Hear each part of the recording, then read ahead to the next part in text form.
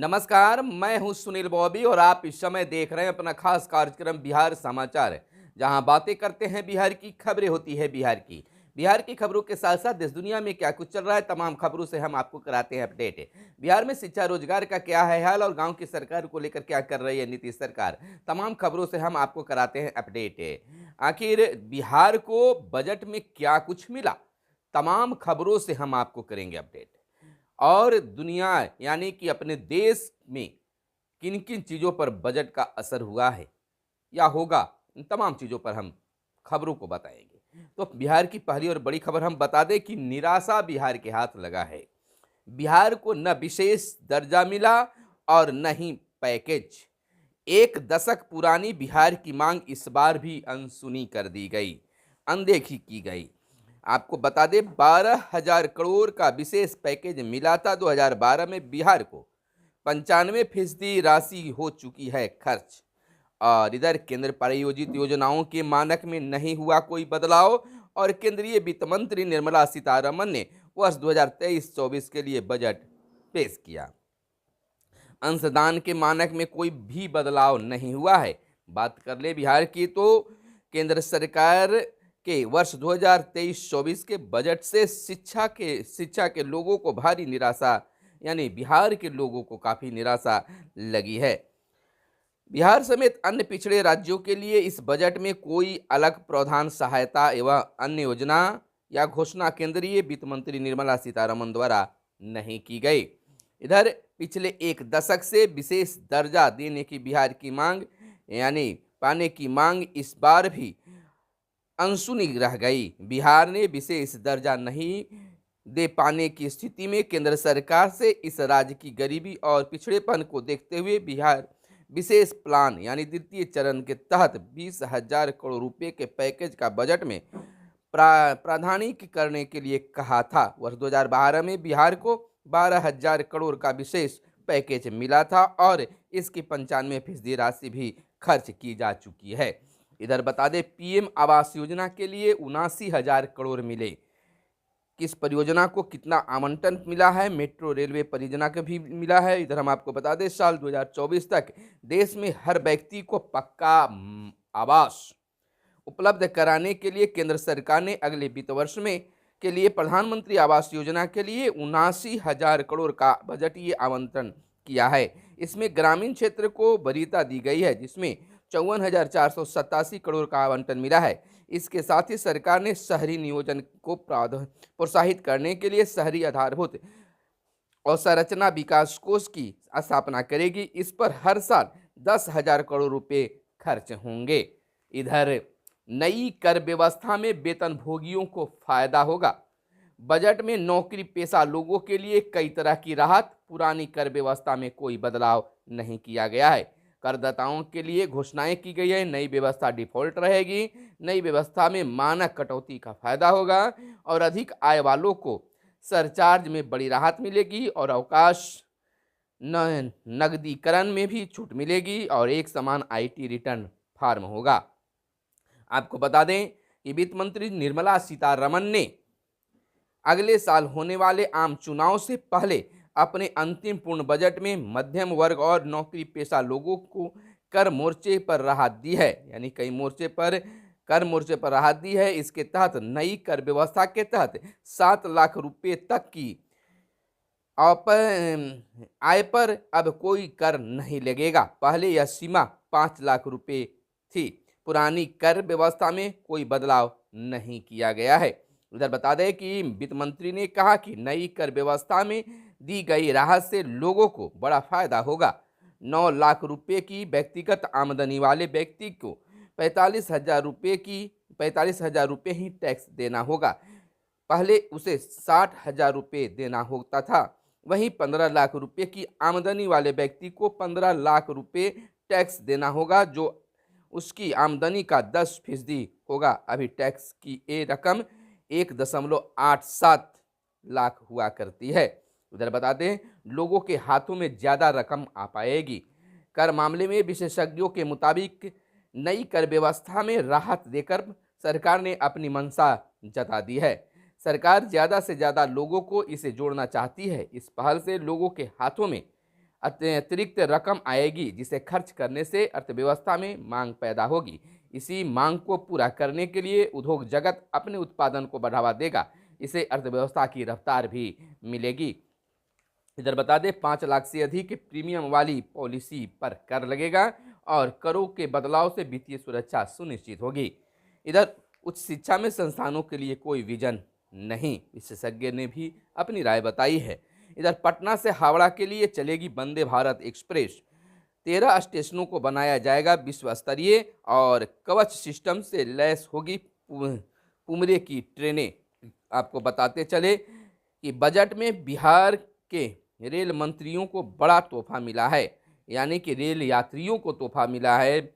और आपको बताते चलें, बजट के प्रावधानों के अनुसार आने वाले कुछ महीनों में 2 वंदे भारत ट्रेन बिहार के अलग अलग स्टेशनों से गुजरेगी।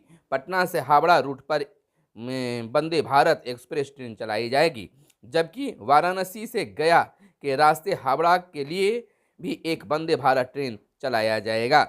इधर आयुष्मान के एक लाभुक पर खर्च होंगे 144 रुपये। आयुष्मान योजना के लिए 72,000 करोड़ का प्रावधान किया गया है और 1 करोड़ 8 लाख परिवार आते हैं इसके दायरे में बिहार में।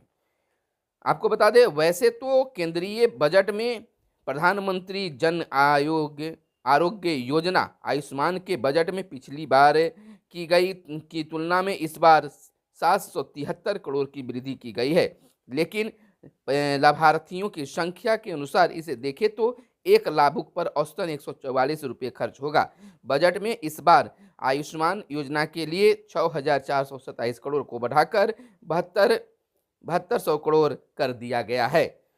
इधर ब्याज मुक्त ऋण सहायता में सूबे को मिलेगा, यानी बिहार को मिलेगा 8,000 करोड़ रुपए। प्री बजट बैठक बिहार के वित्त मंत्री ने इसे जारी रखने का आग्रह भी किया था और निराशाजनक है बजट, अखिलेश ने कहा है। और इधर हम आपको बता दें, भाजपा सरकार ने बिहार को फिर ठगा, तेजस्वी यादव को बड़ा बयान बजट को लेकर आया है। टैक्स में छूट आंखों में धूल झोंकने के बराबर, युवाओं के रोजगार पर बजट में कुछ नहीं है। इधर हम आपको बता दें, उप मुख्यमंत्री तेजस्वी प्रसाद यादव ने केंद्रीय बजट को जुमलेबाजी करार देते हुए कहा है कि केंद्र की भाजपा नेतृत्व वाली सरकार ने बिहार को फिर ठगा है। कहा है कि 2014 में केंद्र की भाजपा सरकार ने कहा था कि 2022 में किसानों की आय दोगुनी करेंगे और सबको आवास देंगे। इधर नित्यानंद का बयान आया है कि वंचित व गरीबों के उत्थान वाला बजट है, देश की चहुमुखी विकास वाला बजट है, रोजगार के अवसरों की असीमित संभावनाएं हैं।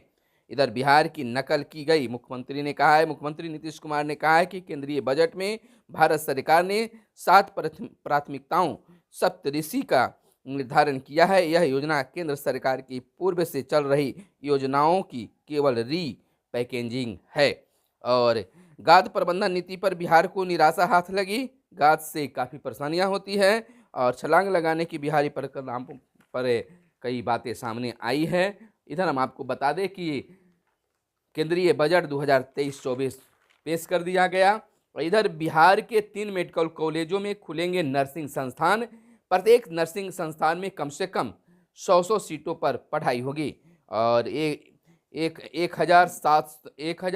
17,288 करोड़ बढ़ी केंद्रीय करों में बिहार की हिस्सेदारी और आयुष्मान का आवंटन बढ़ा 1 करोड़ 8 लाख परिवार को लाभ और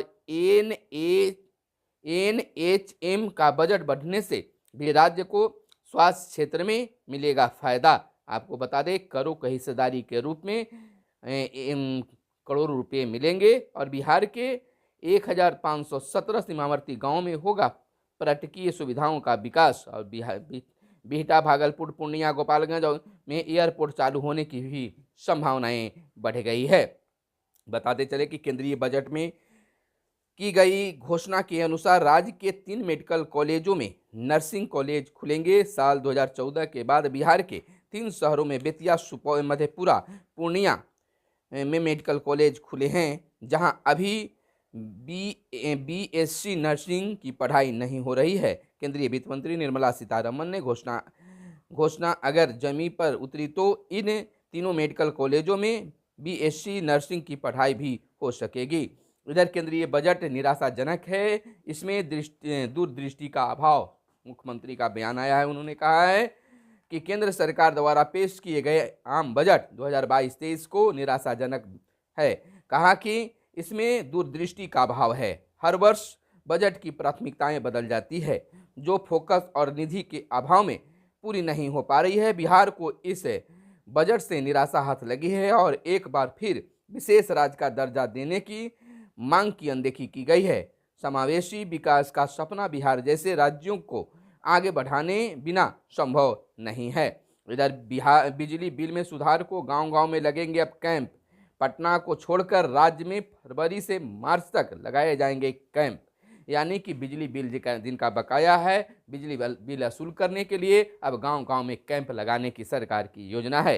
एयर मार्शल एपीसी ने संभाला वायुसेना के उप प्रमुख का पद और निजता नीति सार्वजनिक करे व्हाट्सएप। सुप्रीम कोर्ट का बात आया है सामने। ब्रिटेन में फिर सुनवाई की हड़ताल गूंज उठी और खुला से फैसला आया कि खुला से सिर्फ फैमिली कोड में तलाक मान्य होगा और पहले दिन 16 जिलों में 68 परीक्षार्थी निष्कासित किए गए हैं। छलांग लगाने की बिहारी परिकल्पनाओं को पर नहीं लगेंगे इस बजट से। और इधर पीएम मोदी ने कहा है कि बजट विकसित भारत के निर्माण की मजबूत नींव है, भरोसा दिलाया है। कहा है प्रधानमंत्री नरेंद्र मोदी ने आम बजट को ऐतिहासिक करार देते हुए कहा है कि यह विकसित भारत के विराट संकल्प को पूरा करने के लिए मजबूत नींव रखेगा। इससे वंचितों को वरीयता मिलेगी और किसानों और मध्यम वर्ग के सपने को साकार हो पाएगा। और इधर नई कर व्यवस्था अधिक आकर्षक। निर्मला सीतारमन का बयान आया। वित्त मंत्री ने कहा हर साल निवेश करने और उससे जुड़ी टैक्स छूट को हासिल करना कठिन होता है, इसलिए नई व्यवस्था बनाई गई है। इधर जीएसटी से 17 और आयकर से 15% राजस्व आएगा। इधर चुनावी मगर अर्थव्यवस्था बढ़ाने वाला बजट है, विश्लेषण किया गया है और बजट को लेकर केंद्र पर हमलावर हुआ विपक्ष, सवाल दागे जा रहे हैं। वित्त मंत्री ने कर घोषणाओं से विपक्ष को मेज थपथपाने पर मजबूर किया। सहकारी क्षेत्र के लिए राहत का भी ऐलान किया गया है।